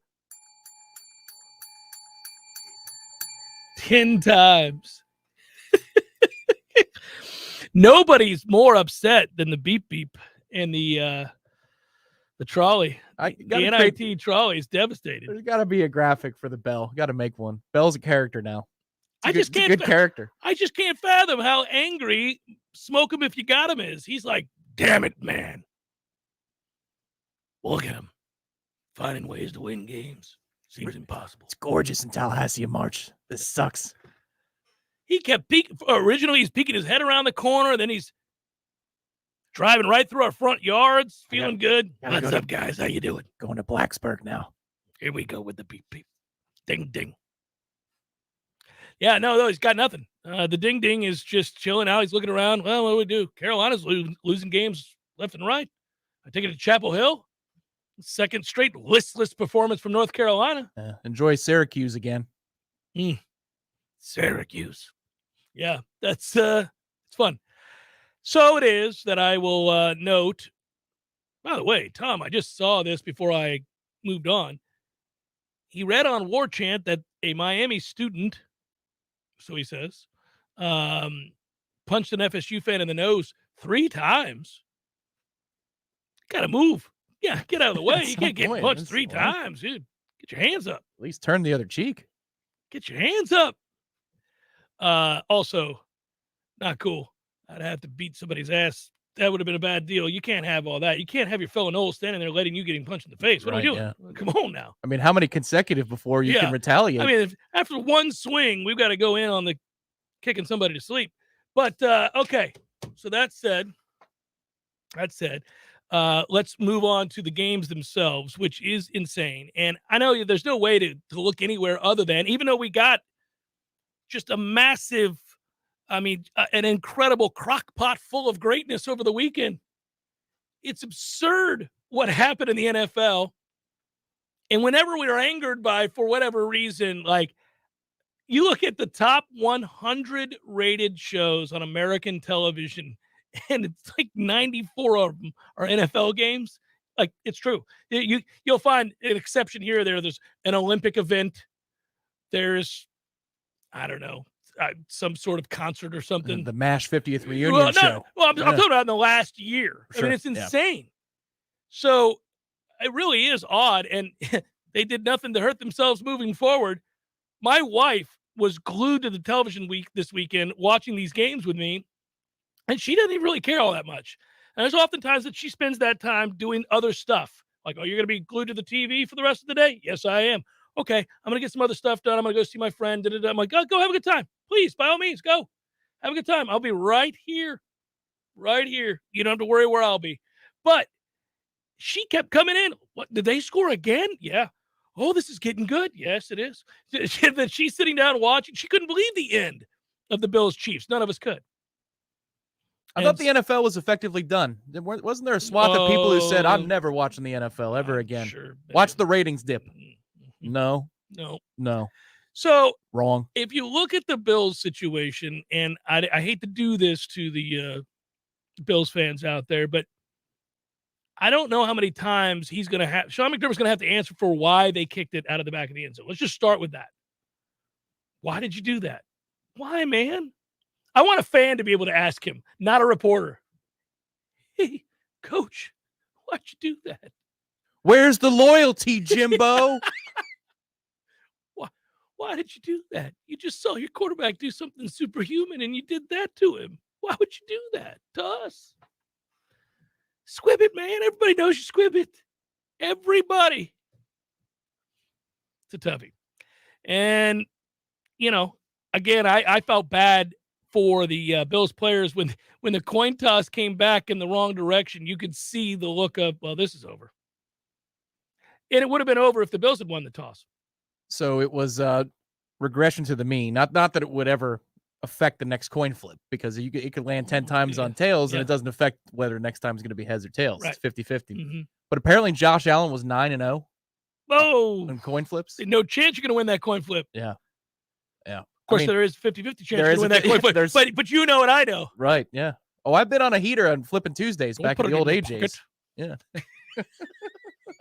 I've won a few things back in the day in Flipping Tuesdays. I don't know if they were around good old your Flipping time. Tuesdays. Yeah. You had Flipping Tuesdays? I remember when I first broke into radio, I had to advertise Flipping Tuesdays. It never ended. I miss a Flipping Tuesday. Oh, really? It never ended? It never ended. You were always talking about these Flipping Tuesdays. I had to do the ads constantly. It's not quite as fun as poor Paul's with the wheel. Oh, the wheel's great. Oh, the wheel. Many a good time with the wheel. The rules changed with the wheel over the years. Way back when, the wheel, like you got your drinks that night. Oh, we did still. So they changed that for a stretch there. Like I remember going red, hit red, free pitcher, hit red again, free pitcher. Just come on, keep this bus rolling here, baby. But then after a while, they're like, no, it's the next time you come in. Now, I wish the analytics, community was around back then when I was in school, because every bartender had their own method, and we could have done a study on it just to see. All right, the likelihood when it's on yellow and Joel spins it is it's going to be green 62% of the time. Green. Oh man. So again, that ending is rather absurd. I didn't think it could get better than the ending of the Green Bay game. I mean, part of the joy of watching Robbie Gould walk out there and kick that field goal is that, have you seen the video of him while the Packers are being introduced and he's just steady kicking field goals over their head? No. It's blatant disrespect. Like they're introducing the team, they're coming out and they've got the line set up wherever. He's just straight kicking the field goals over their head on their end. He's like, I'm going to get my kicks in. Did you hear what McPherson said to Joe Burrow? Mm-mm. Okay, so they're going to line up for the field goal. Oh, yeah. He said, I guess we're going to the AFC Championship game? Yeah, because he warmed up. Yes, Burrow's going to the sideline. I buy it. Oh, yeah. I mean, that's he's a Gator, but that doesn't mean he's not clutch. He's a really good kicker. Yeah, he goes, I guess we're going to the AFC Championship, as he's trotting out to kick the game-winning field goal. It's one of the most lovable things about that Cincinnati team is they're filled with jokers like that. All these guys. I mean, with that offensive line, that they still feel like they're going to go on the road and win games, it is really hard to quantify because it's ugly. That offensive line is a damn embarrassment. He gets killed. And yeah, it's just like, that's all right. We'll be all right.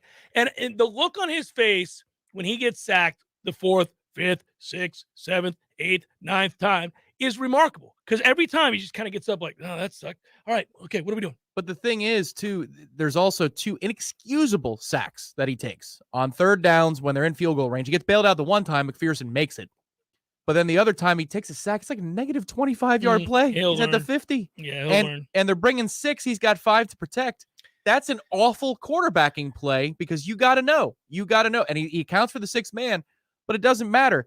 And yet, even when he makes the mistake, not the guys in front of him, like it might be easier to shake it off. Well, they're just not good enough. It's okay. I could trust me. But he made some mistakes, and he was cold-blooded the next time he had the football. Who's the guy, if you're picking a guy that probably suffered the worst fate? I'm not talking about a team. Clearly, that's the Bills. That is insane. I guess I keep saying that when in truth, it could be the Packers. I mean, you're the 1 seed at home with the alleged MVP, and he throws for 54 yards in the second half. They are the biggest loser. Yeah, they are the biggest loser this weekend. Easily. You needed a punt block touchdown. Yeah. Your opponent scored 6 offensive points, and you lost. What were you doing when that ball was blocked? I was sitting comfortably on my couch drinking a cold Cigar City High Life, and that punt gets blocked, and I go, as you can imagine, holy! And my wife was in the kitchen pouring a glass of wine. We sound like drunks. And she comes in and she goes, what? I go, they blocked it. Touchdown. And she was like, there's no way that just happened. I go, that's the one thing that couldn't happen. Yeah, I did much the same thing. I was down at my parents' house in Palm Harbor, just had landed about 2 hours ago. Oh, you were ready to decompress. Yeah, I was tired. But listen, this is still a game. Part of me was hoping that Aaron Rodgers just put this thing out of the misery so I can go to bed. And he never did. No. That ball's in the air. I'm just saying, please don't be a safety. That's all I was saying. Please don't be a safety. Please don't be a safety. And it bounced right to 3 different 49ers, and they got escorts. That was amazing. But if it was 10-5, I think Green Bay still wins the football game. I don't know that Garoppolo is going to take them down the field one more time. But he made 2 really big throws. He did to Kittle, especially. Well, the one to Kittle. Yeah. 2 big throws when it mattered. The other quarterback couldn't make those throws. To get them to 6 offensive points, he did. Yes, he led them to 6 offensive points and a win over Aaron Rodgers and his godly arm. Oh, what a fun weekend. Oh, between the Noles winning and yeah, look, man, I would have loved for the Bucs to continue it going, but we both kind of thought, as beat up as they were, didn't seem likely. Hate the way it happened. Yeah, just that San Francisco is waiting makes it hard. But, if it was a trip to Lambeau and eventually you're going to be playing probably Kansas City, like it was, from what it sounded like in retrospect, Wirfs was never really going to get better. He has to have surgery. So here's the thing. I don't know why he showed up to practice on Thursday without a boot, walking around like everything's fine. What are we talking about? Every doctor that was asked the question about whether or not somebody can play on a high ankle sprain was like, no, if it's a legit high ankle sprain, you cannot play on it. So in the pregame broadcast, Gene Deckerhoff asked Jason Light the question. He said, how close was he? Was he close to being able to play this week? And Jason Light couldn't hide his answer. It was a great job, Gene, because Light goes, not able to go today. I don't know that it was close, but we'll do everything we can for next week if we win today. So that tells you that even though he was there on Thursday at practice, there was no prayer. Or Friday, I think it was. There's no prayer of it happening. Final thing I'll do on this. I'm just now going. I went back through and pulled up the box score just because I had to see it. So, it's safe to say we've never seen anything like this. You're under 2 minutes to play. The Bills and Chiefs combined to score 25 points and give away 4 leads. It wasn't immediately clear what game you were going to be talking about, if it was the Bucs game or not. And once you said the Bills and Chiefs, I'm just thinking of all the Bills fans going, damn it! No. Silence yourself. Enough! So think about Gabriel Davis, that poor bastard. The move he puts on your boy. Oh, that man has a family. Who the hell is he? Who is Gabriel Davis? Well, he's telling you who he is. 201 yards and 4 touchdowns. Yeah. I mean, Mike Hughes, sir. I don't know that Mike Hughes can pick himself up, play another football game. You're in coverage. They're playing coverage. He better hope that Gabriel Davis is a walk-in Hall of Famer about 10 years from now. I mean, otherwise, Mike, what the hell? You're in coverage. You're off the ball by 25 yards. How do you get your ankles broke? We saw a lot of dudes turn a lot of players loose yesterday. Man alive. Ramsey did. Carlton Davis did. Yeah. Winfield at the end had no idea what the hell the play call was. It's crazy. It's a tough ask, but it's more than a tough ask. He didn't know what the ask was. He was like, what am I supposed? Oh, no, he's gone. well, we had a lot of guys not play well yesterday in that secondary. Really, the secondary kind of sucked all year. Let's just be honest about it. I know they were banged up, but when they did play, they kind of sucked all year long. Frustrating. Anyhow, you get, by the way, what perhaps one of the most underrated aspects of the Bills-Chiefs ending with all the craziness is the Josh Allen to Stephon Diggs 2-point conversion. What in the world? Spinnity-doo, all the stuff you would never do, right? Like, oh, look, I'm just going to juke over here. I'm going to go back over here. It's a 2-point play. Like, we're running around for 12 seconds. It's insane. Little sidearm flip before I fall out of bounds. It's in. I mean, that's a laser. I couldn't believe it. Please isolate that sound for Josh Allen games henceforth. And then you end up with the Tyreek Hill play, 64 yards to the hizzy. And then Allen gets the ball back with a minute. This is all under 2 minutes. All this is happening. And we already documented what you can't do when you're in too high. Oh, Lord. Then Allen gets the ball back, 62 seconds to play. 75 yards and 45 seconds. The game should be over. That just angers me. It angers me. That's it. Outside leverage, runs a skinny post, puts it on him. I'm going to go watch it again.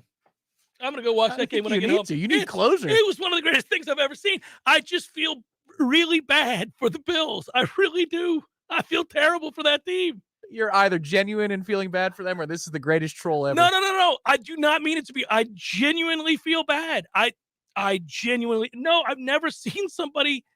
The only time that we saw something almost equally absurd, and it's not even equally absurd, is the end of that Saints-Vikings game.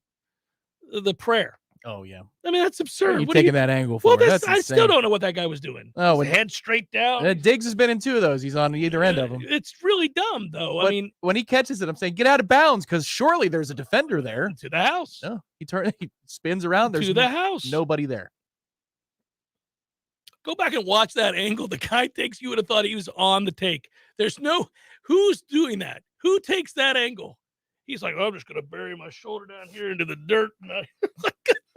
Like, the dude's over there catching the ball, my man. You've got to put your hands on him. Wow. Jeff Cameron Show, 93.3 Real Talk Radio, Warchant TV.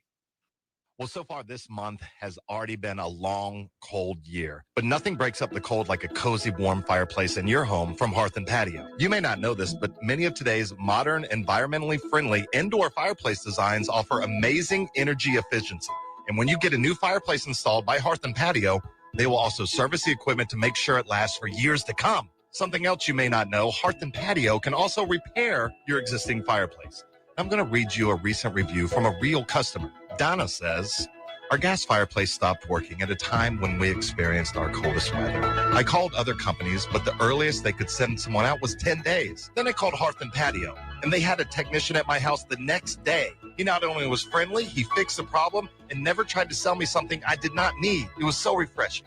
I would not hesitate to call Hearth and Patio again. So the moral of the story is, when you need a fireplace repaired, replaced, or installed, just call Hearth and Patio at 727-4282 or find them online at hearthpatiotallahassee.com. I may be Dr. Nina Ford Johnson, but I'm a mom first. My babies are my top priority, always. With COVID going around affecting Black kids at a higher rate, I'm telling any parent with kids 5 and older that asks, mine will be getting the COVID vaccine as soon as they're old enough. The risk from COVID far outweigh any risk from side effects of the vaccine. It's the best protection for my kids and for yours. We can do this. Find vaccines near you at vaccines.gov, paid for by the U.S. Department of Health and Human Services. Diabetes, high blood pressure, anxiety meds, everyone's on them. If you're a 50-year-old male, maybe a bit beefy, or even with type 2 diabetes, $1 million of term insurance may only cost you about $200 a month. Affordable term life insurance is out there. Call Term Provider and speak with Big Lou at 800-481-1458, 800-481-1458, or visit biglou.com. Remember, Big Lou's like you. He's on meds too. Are you the parent of a 2 to 7-year-old? Listen closely for an exciting free radio offer. By now, you've probably heard of ABC Mouse, the Parents' Choice Award-winning online learning program that's actually changing the lives of early learners everywhere. ABC Mouse is like a little one-on-one teacher. It has helped her so much. Right now, we're offering a special radio promo to try it free for a month. But you have to go to abcmouse.com/radio to claim your free month. That's abcmouse.com/radio. Sponsored by Age of Learning. If you know me, you know how I feel about supporting local. You also know that I love dad jokes. So it really bugs me when somebody I know calls anyone other than Paul's Termite and Pest Control. This year marks 50 years that Paul's has been servicing our community as a family-owned business. That really means something. All treatment decisions are made right here, not some corporate headquarters 100 miles away, but right here. Local knowledge means they know exactly when and how to beat certain issues that are unique to our region. All decisions about North Florida made by North Floridians, and being local doesn't always mean small. Paul's is the largest locally owned termite, pest, and lawn company in the region, but you'll always get the small town treatment and quick service also. Paul's offers a same-day treatment guarantee if you call by noon. If you see something in the morning that's not supposed to be in your house, call Paul's and they'll get them all that same afternoon. It's that easy. For the elimination of termites or any other pests, and for a greener lawn too, visit callpauls.com. If you weren't the owner of Gordo's and all those wonderful restaurants, Eddie, what would you be doing? You know, I think I'd want to be I don't know what I'd want to be, a boat captain or a cowboy. You know how to use a lasso? No. You'd have to do that if you were a cowboy. Yeah, but I've never even been on a horse. It's not my place to be on a horse. I agree. And the horse thanks you. Gordo's, bringing the flavor and flair of Cuban food to Tallahassee since 1996. The Jeff Cameron Show is a production of the Warchant.com Multimedia Network. Check out Warchant.com today for the latest news inside Florida State athletics. That's Warchant.com. Now, back to Jeff on Real Talk 93.3.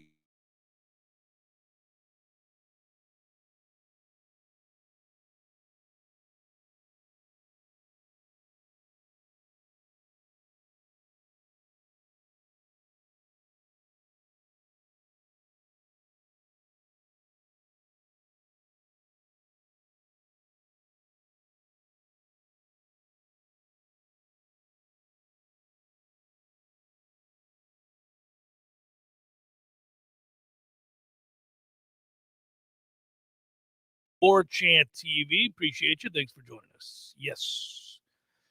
We'll bring in our good friend and cohort, Irash Fell. He's the managing editor at Warchant.com, and he joins us every Monday. Hello, good sir. How are you?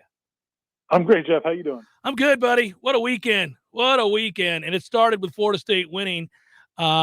Improbably, I suppose, given how tired I thought they would be going into that game, and then the great start and the near collapse, but they win. But moreover, what have I missed here? I've somehow missed something, and I was alerted to it in your article on Warchant.com, which is, will the real New Bloods please stand up? It's FSU Hoops. Who else is calling themselves New Bloods? What's going on? Dude, it's really the media. No other teams are doing it, but the media are doing it they're using it as a catch-all for like any upstart team anywhere now. But they're using it broadly also to include, I mean, last week, it caught my attention last week, the Miami Herald, in their headline for previewing the FSU Miami game, they're like, in a battle of ACC or a rematch of ACC New Bloods. And it's like, no. It's not New Bloods. It's Florida State's the New Bloods. That's their thing. And then I went and started looking and reading other articles and seeing different podcasts where over the last year, really, since Leonard Hamilton has kind of started using it so actively the last couple of years, over the last year or so, I mean, everybody's using it now to describe Gonzaga and Baylor and Virginia and all these other schools that aren't traditional blue bloods that are having success. And it's like, and you know, from talking to people at FSU, they're a little bit irritated about it because they feel like this is their thing. They have adopted it. And I'm with them, man. I think it's ridiculous. Yeah. CY brought it up in an interview you did. I remember that interview, and you referenced it in the article that people can read right now on Warchant.com. I also remember Coach Ham saying it to me in an interview after a big win. And it was like that was the weekend that they decided that that's what they were going to do. They were going to brand themselves, and they were going to separate themselves from the stuffy triangle group, and it worked. It worked, and to the point where, yes, they use it in every aspect of their PR and branding. I just didn't realize that everybody decided to jump on board. Maybe, though, Ira, by you writing this piece and by others paying attention to that now, they'll get further noticed for what it really is, which is Florida State being the New Bloods and the originator, at least as a branding tool in the ACC, as the only one that should be referenced accordingly. Well, and the thing is, you look at Florida State's situation. It fits perfectly for Florida State in this situation because of the conference they're in. They're in a conference with North Carolina and Duke and, now Louisville and Notre Dame and Syracuse and these programs that have perennial powers traditionally. And, Florida State has not been that. But over the last 4 years, I also mentioned in the article, over the last 4 years, FSU and Virginia are clearly the best two teams in this conference. Mm-hmm. Virginia has a slightly better win percentage because they played a few more games because of COVID. But they both have the same number of losses. Meanwhile, Duke and Carolina and Syracuse, Notre Dame, and all these other schools have not played nearly as well the last few years. And so, my point is, I just feel like now is the time to point it out. Look, FSU started this thing. This is how they want to be identified.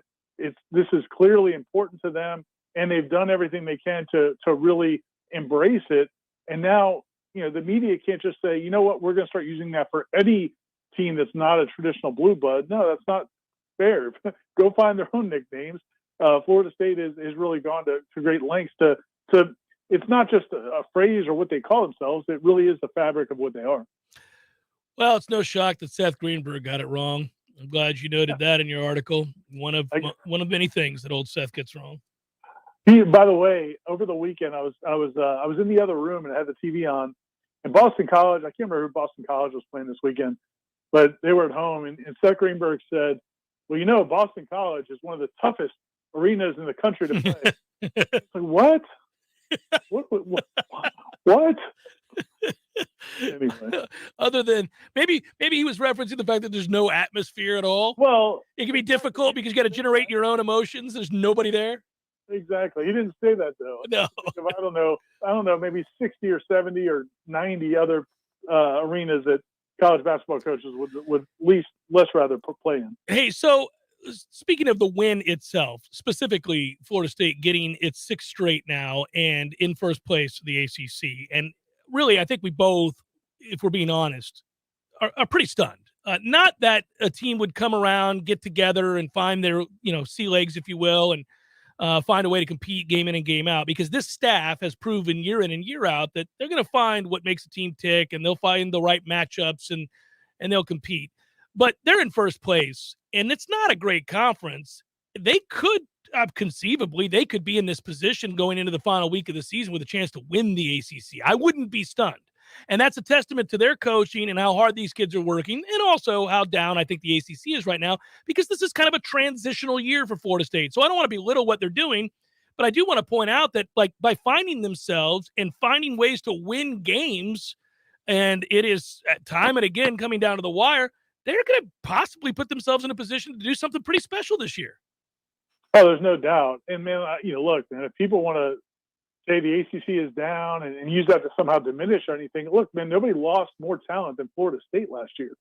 Florida State lost their, 4 or 5 of their top 5 or 6 scorers, all their top rebounders. They had, 4 guys drafted. I mean, they have every right to be down, yet here they are, 6-2 in the conference. Now, they've won some close games. The 2 1-point wins over Miami. I'm not sure Miami's not a better team and shouldn't have won those games, but they didn't. Florida State found a way to do it, so you give Florida State the credit for that.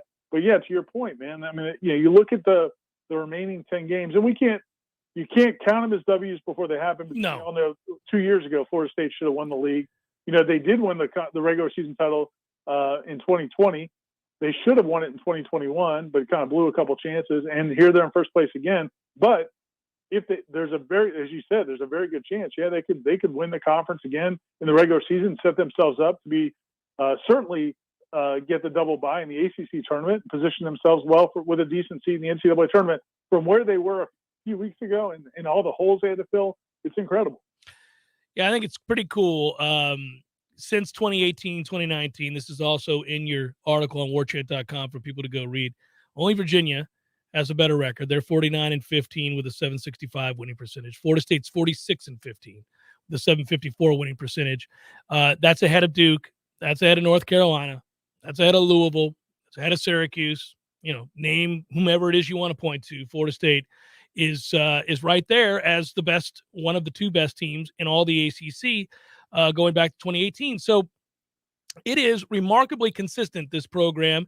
It is one now that even after the losses of elite players, you also document in article, that they're going to be competitive. They're going to find a way. Were you surprised, Ira, that they jumped out on Miami the way they did down there? I was stunned with the way Florida State came out and looked none the worse for wear.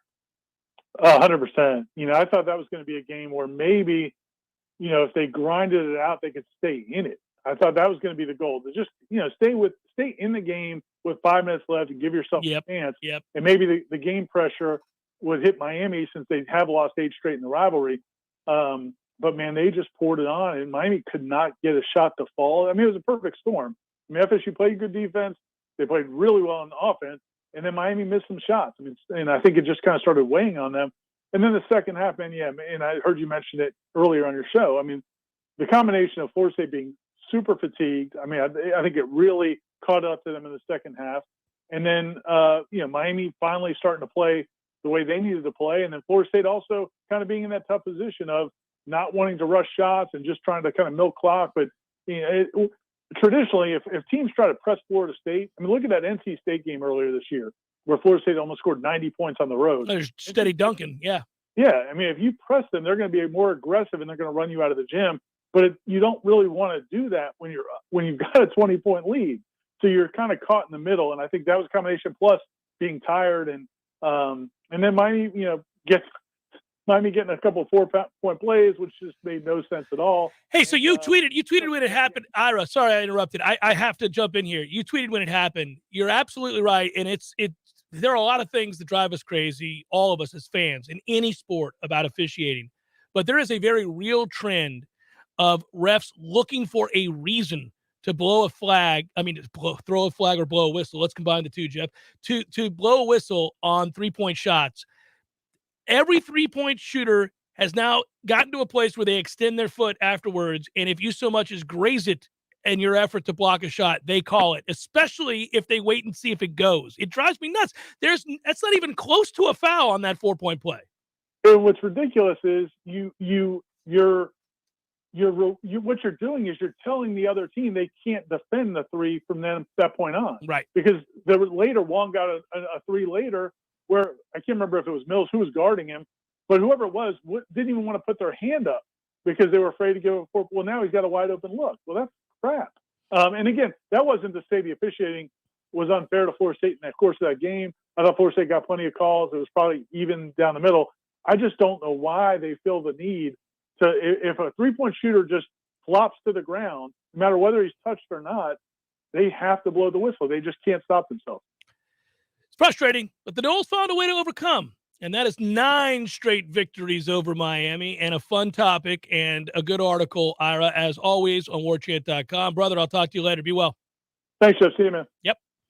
I don't know if you remember the 3 we're talking about, but it's baseline 3. Yeah. It's not a foul. It's just... we do that a lot anyway in situations. Like, we'll actually foul you. Yeah, we will. No, we will foul you. And that's been a hallmark of this program since I was here. That's because they effort to extend out and challenge 3-point shots. They're going to take something away. They're going to give something up. They'll give up the 3-point shot typically to take something away. That's fine. Yeah, because they'll rotate and they're sprinting out to defend it. And that's what happens. But when it's body on body, I got no problem. Or if you hit elbow, you got to call that. That's all fine. Man, don't do that, guys. Don't do the foot on foot. Don't do that. Don't reward that kind of slappy. I hate that. It drives me nuts. It's weird. We seem to have, and I think it's across sports, there's a mantra regarding officiating, which is to try and find the infraction as opposed to letting people play the game and calling the obvious. That seems to be the point of emphasis. It's like, we're looking for something to call as opposed to not doing that, but rather calling the things that stand out above and beyond a shadow of a doubt. Yeah, I'd say when it comes to officiating and quirks of basketball games, there's a much bigger problem going on right now, which is shot clocks just don't work. What contract have we signed with what company for shot clocks and game having clocks? To go back and check the monitor to find out how much time is left. Not only shot clocks, game clocks frequently. Yep, I mean, we're like, oh, wait, 16 seconds didn't go off the clock there. This is nuts. So is this a plague that, and you know what? We have some friends who work the table at these games here in Tallahassee. I'm just going to ask one of them, hey, what's the deal? Do these things just not work? Is it one of those deals where, hey, I'm going to hit this button for 150 possessions in a long game today. Everybody's getting up and down the court. It's not going to work twice. We just know that. We know that this equipment's just not going to work. Because it's not only our arena. It happens everywhere. Can we fix the clocks? Who do we need to call? I'm reminded of another maddening trend that occurs and has for as long as I've been alive, and I've never been able to put my finger on it other than folks in the press box are just disinterested. And that is at Little League baseball games, the refusal to add a run when a run has been scored till we're halfway through the inning. Man, we tied this game up 2 outs ago. You get people screaming up to tell me that's not real. It always happens. You know who's on their game for that, though? People at Hauser. Oh, yeah. Like, before you even look up, and the umpire goes, hee, and you look up, it's already there. Like, wait a minute.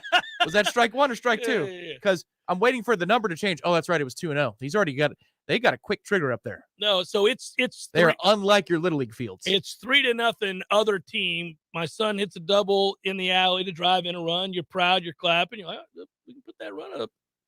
We're going to put that run up there sometime today. That drove in a run, everybody. I don't want to be that guy, but that volunteer dad's we just scored a run right there. That volunteer dad's like, you know what? We're past curfew. Let's count that. We're at 28 past the hour. We're good. We're good. Everybody, that's a run.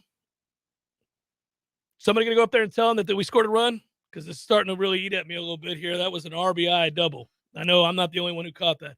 It's very, very frustrating. Jeff Cameron Show, 93.3 Real Talk Radio, Warchant TV.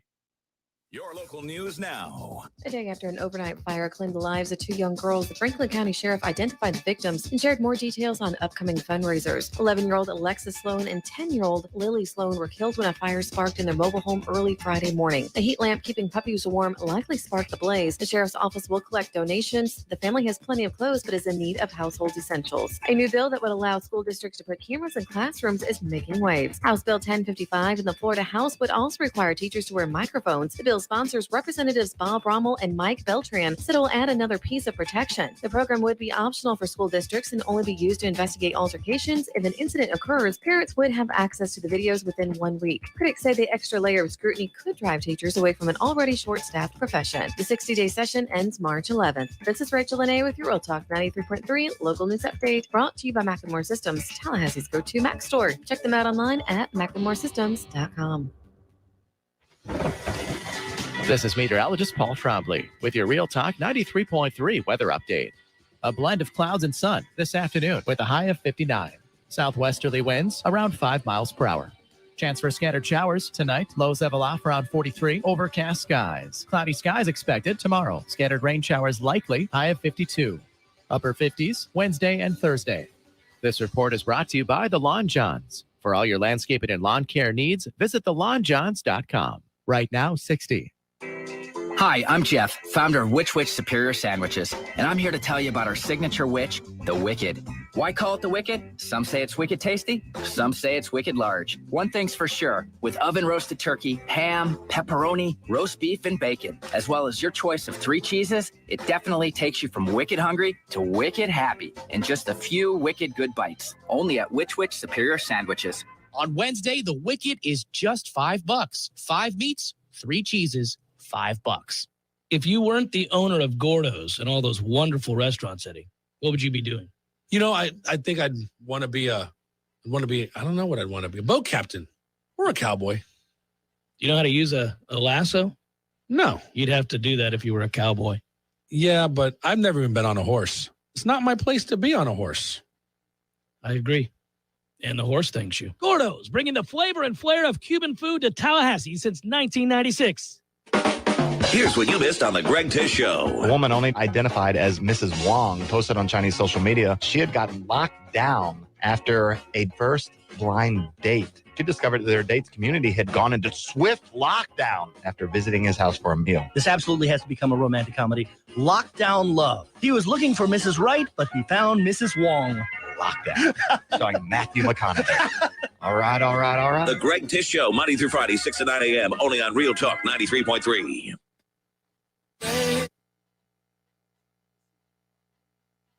The Jeff Cameron Show, brought to you by Orange Theory Fitness. 2 Tallahassee locations, Midtown on Thomasville Road and Northside in the Village Common Shopping Center. Online at orangetheoryfitness.com.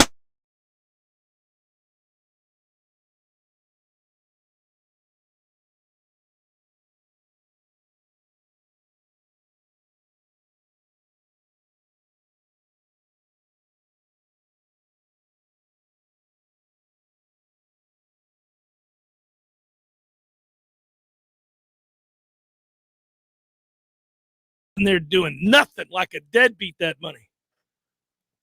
You got to tell it to get up and go. You might have it sitting in CDs or savings accounts because you want it safe. You want to have access to it. How much is that costing your beneficiaries? Huh? Do you know? Unfortunately, millions of people die each year with money that sat around and did nothing for the spouses and children it left behind. What if you could take that lazy money, put it into action by providing your beneficiaries with a significant increase in the death benefit value of your money? And in some cases, what if you could do that while getting some long-term care benefits for yourself and a money-back guarantee? That's right. A death benefit, long-term care benefits, and access to your money at any time. For more information on your legacy enhancement kit, call Pete Tyson, 850-523-6118. That number again is 850-523-6118. Our friends at Preservation Financial Group. There you go. Heads up there. I probably do. I need to do that. Get some dead money laying around. You got a pick? You ready to go? Ooh, yeah, I'm always ready to wager. Hey, I missed this part of the day. I missed the whole show, but I really missed this part. You missed the wagering more than anything else? else? There's pressure. You're telling thousands of people what to do with their money. Well, first we did so responsibly with the previous read. Now, if you've got a little loose change, so I'm going to do this. I'll air his dirty laundry, and it's not dirty. It's to be celebrated. Director Matthew cashing it in over the weekend, my man. Well done. Oh, that's good smelling laundry right there. That's real money right there. That's a good weekend, sir. Way to go. He beat me at my own game. Now, we weren't head-to-head. Well, in a weird way we were. But the golfing lineup that Matthew presented turned out to be a profitable one. So can he submit a lineup for Wednesday for consideration? Yeah, I think so. He's on a roll right now. He's on a heater. Well, that's the thing. You get on these rolls like this, and it's hard to deny it. So I'm not going to deny it. He actually, this is where you got to have a volatility to your lineup for these fantasy golf lineups. And he had the guy that temporarily was in first place that no human being who follows golf has ever heard of in their life. That's true. What was that dude's name? Lee Hodges. Yeah, nobody knows who that is. Sounds like Gil's grandson. Yeah. So it sounds like a sorry character or a typical trope in a sitcom. There's Lee Hodges out there. Oh, look at Lee Hodges. Anyhow, he was leading the tournament for a while, and Matthew walks in on Friday and goes, I got him. I was like, what the hell? Who gave you the heads up on Lee Hodges? Normally, I'm the guy who's pulling somebody out from nowhere, but my man had a horses for courses moment. He's my father. Come on, Lee. Someday we'll be reunited. Well, he almost cashed in the big chip, and I'll tell you what, that'd have been interesting. Wow, that would have been would have paid for Sean's college. Yeah. That would have been impressive. Would have given him the day off for that. Yeah. For the low rate of $3,000. Yeah, we would have been celebrating with him. Cue it up, sir. Let's get to it. Hey, Big Daddy, having some Red Russians tonight? We'll know in about 47 seconds. To an open wing, it's picked up by Dowdy, an empty net, he scores. Hot damn, Big Daddy's done it again. Red Russians all around, Teddy. All right, Big Daddy. Brought to you by North Florida Payroll Services, locally owned for nearly 15 years, offering payroll and HR services, including full online applicant onboarding and integration into payroll. Save your company money and headaches today. Head to northfloridapayroll.com. Well, I always try to jump on these early, and so it is. I'll take the Rams -3 against the 49ers, despite the ownership the 49ers have over the Rams. And I'll do you one better. Chiefs-Bengals over 53.5. Chiefs-Bengals over 53.5. Rams -3. Boom. All righty. That's the long term. How about short-term parking? Tonight, Anaheim travels to Boston. The Bruins are red hot, but Anaheim is pretty good too. Take Anaheim plus a goal and a half. It's a -115 proposition. I like that. I like the insurance. Take the Ducks. Tell you what else I like for tonight. If you want to sprinkle some pizza money, take Ole Miss +4 against Florida. I like that Ole Miss club in basketball. A little +4 against Florida. Basketball. There it is. Kansas -7 versus a Texas Tech team that's on the verge of being in trouble. Maybe. I don't know. But to shop around for your Ole Miss number. I've seen it as low as 4. Seen it as high as 5.5. So obviously you want to get the best number. Search the books. I was following somewhat on social media from the other country as Florida State beat Duke. Coach K was getting killed. People are ready for him to go, Duke fans. It's interesting. Well, he lost another game. Why would you go man? Zone worked. Why would you go man on that final possession? Well, because they play man, and that was his answer. That's what we do. Well, it is what they do. I've won 1,000 games is one of his answers. He said that. Well, what he said was he got mad at the guy that asked the question about was he aware of something. He was like, it's my 1,500th. Yeah, whatever he said. It made me laugh. I kind of didn't mind that answer. Listen, son. Yeah, I mean, he was a little like, come on, man. You seriously asked me about my personnel? Yeah. 15. He was asked why 14 minutes had gone by without a basket from their best player. And he's like, yeah, I'm well aware. Paolo's getting the ball. For Tom, I'm Jeff. Thanks so much. Good job, Matthew, as well. Be well, everybody. We'll talk to you tomorrow.